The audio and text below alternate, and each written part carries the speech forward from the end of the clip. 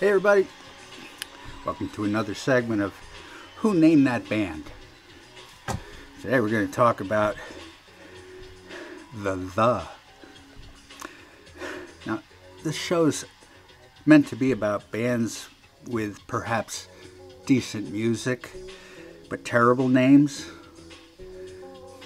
Like who came up with the name and why? Not that I don't like their music, and I don't like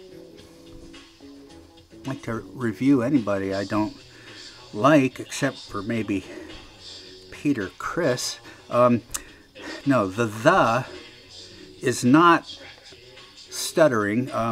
English post-punk since 1979. Singer-songwriter Matt Johnson is the only constant. They had 15 singles, 7 in the top 40.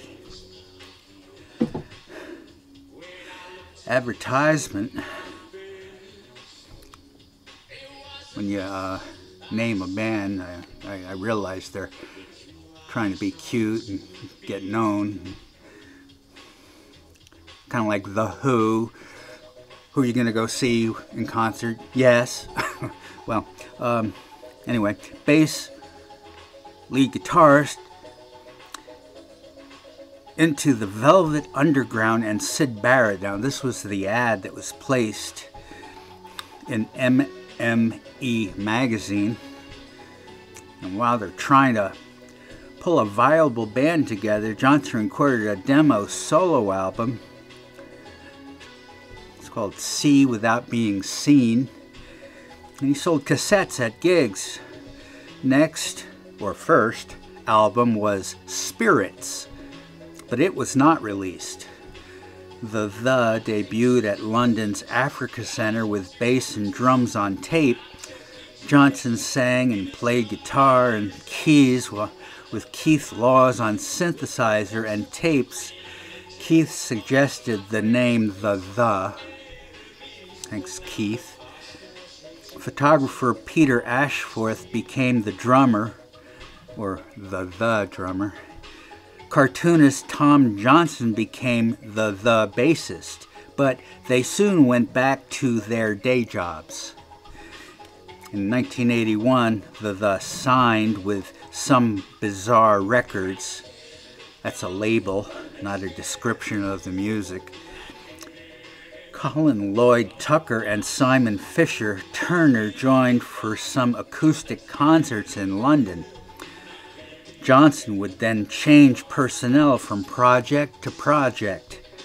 Uncertain Smile single charted to number 68 in the UK. And there were 2 versions, one with flute and sax by Steve James Sherlock, the other with piano by Jools Holland of Squeeze. Remember Squeeze? Muscles on the Shelf? What the hell are you keeping them up there for? The put out another debut album, the synth noir classic Soul Mining, in 1983. One of the singles is This Is the Day, and it went to number 71 in the United Kingdom.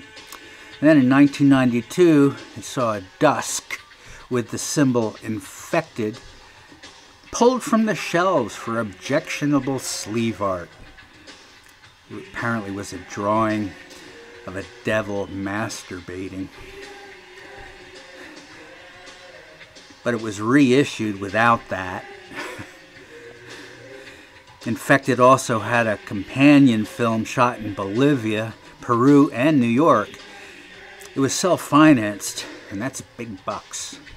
Instead of playing concerts, Johnson would tour showing his film, and it was aired on the BBC and on MTV's 120 Minutes segment.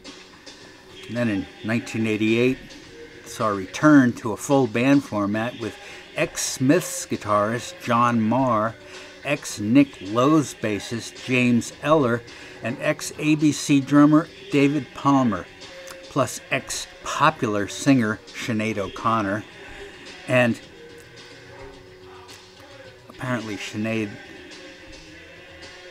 liked organized religion. Not. The album Mind Bomb debuted at number 4 in the UK. The single was The Beaten Generation to number 18 on the UK singles chart. One of the songs, Armageddon Days Are Here Again, was deemed unsuitable for release by Epic and CBS. There was a world tour, The versus The World.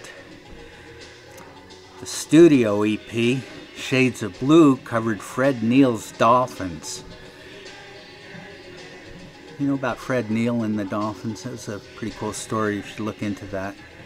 The next album was Solitude in '94. Epic also released Dusk, which debuted at number 2. It was a re-release, obviously, with 3 charting singles. The headlined at the Reading Festival.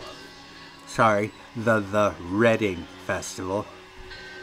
Another film was made, From Dusk Till Dawn, shot in New Orleans and New York with various New York underground scenesters, including Guardian Angels founder Curtis Sliwa, the guy with the beret. The next album, you see him in the subways telling you stuff. Next album, Hanky Panky, consisted entirely of Hank Williams covers with an all-new roster. And in 2000, Naked South is The's last studio album so far. Disdaining publicity, Johnson became reclusive, working at soundtracking. Best known work at this time was Sylvester Stallone's movie Judge Dredd. In 2017, The returned for a record store day with a 7-inch record called We Can't Stop What's Coming. The toured for the first time in 17 years. The shows were sold out. A triple box set with plenty of goodies was made available. In 2018, the lineup is Matt Johnson, vocals and guitar, Barry Cadigan, lead guitar, D.C. Collard, keyboards, James Eller, and Earl Harvin on drums. This James Eller, he sings a bit. Oh no, and he plays bass, of course. There he is. Hey James.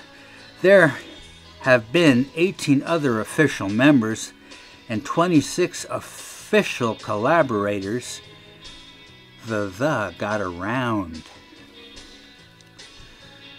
Now I realize that there are a lot of bad bands with bad names out there.